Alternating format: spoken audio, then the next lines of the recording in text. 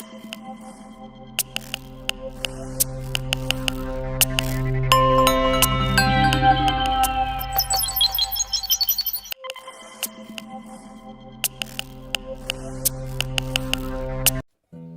তোমাকে থামিয়ে দিতে পারে, তবে আশা তোমাকে সামনের পথে এগিয়ে চলার জন্য নতুন পথও দেখাতে পারে। মানবতার প্রতি মানুষের বিশ্বাস তখনই শক্তিশালী হয় যখন একজন মানুষের ভালো কাজে 10 জন মানুষ অনুপ্রেরণা পায়।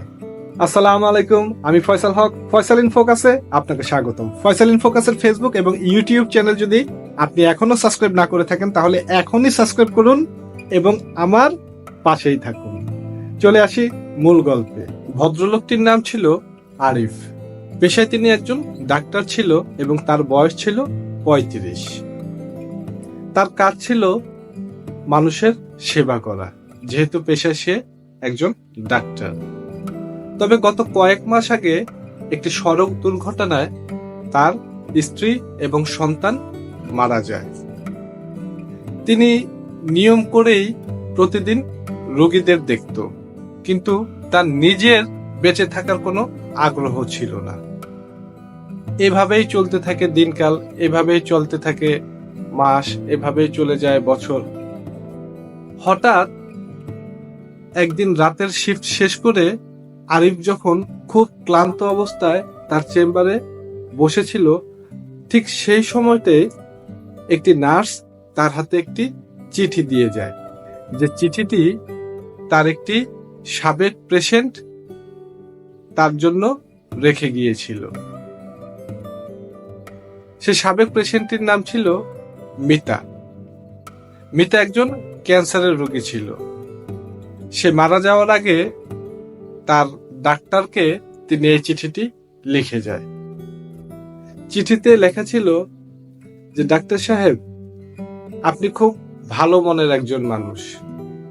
আমি বাঁচবো না জেনেও যখন আপনি আমাকে বলেছিলেন যে আপনি বাঁচবেন, আল্লাহ যদি আপনার হায়াত রাখে আপনি অবশ্যই বাঁচবেন, আমরা আমাদের জায়গা থেকে সর্বোচ্চ চেষ্টা করছি আপনাকে বাঁচানোর জন্য। প্রতিটি দিন আমার খুব কষ্টের ছিল, কিন্তু আপনার কথাটা ছিল আমার জন্য একটি অনুপ্রেরণা। আপনার কথাকে বিশ্বাস করে আমি আমার প্রতিটি দিন নতুনভাবে সাজানো শুরু করেছিলাম, নতুনভাবে স্বপ্ন দেখা শুরু করেছিলাম। আমি জানি ব্যক্তিগতভাবে আপনি খুব ভালো নেই, তবে আমি বিশ্বাস করি আপনি নিজের জন্য না, আপনি বাঁচবেন আমাদের জন্য।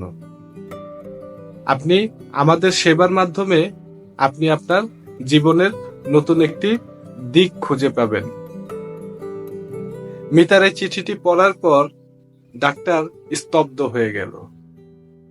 তখন সে চিন্তা করলো, ঠিকই তো, যা যাওয়ার, যা হারানোর তা তো আমি হারিয়ে ফেলেছি, কিন্তু আমাকে এখন আমার জন্য না, আমাকে এখন বাঁচতে হবে আমার রোগীদের জন্য, অসহায় মানুষদের জন্য। পরদিন থেকে তিনি আবার তার চেম্বারে গেল, হসপিটালে গেল এবং তিনি তার কাজে পুরোপুরি ডুবে থাকত এবং তিনি তার সর্বস্ব দিয়ে রোগীদের পাশে এসে দাঁড়াতো। মানবিক ডাক্তার নামে পুরো সিটিতে তার একটি নাম পড়ে গেল এবং সবাই বিশ্বাস করত, অমুক ডাক্তারের কাছে গেলে আমি আমার জীবনের দিক খুঁজে পাব। তো বন্ধুরা, আমার আজকের গল্পটি আপনাদের কাছে কেমন লাগলো তা অবশ্যই আমার কমেন্ট বক্সে জানাবেন। ফয়সাল ইন ফোকাসের পাশেই থাকবেন, আমার জন্য দোয়া করবেন। আপনারা সবাই ভালো থাকবেন, সুস্থ থাকবেন। আসসালামু আলাইকুম ওয়া রাহমাতুল্লাহি ওয়া বারাকাতুহু।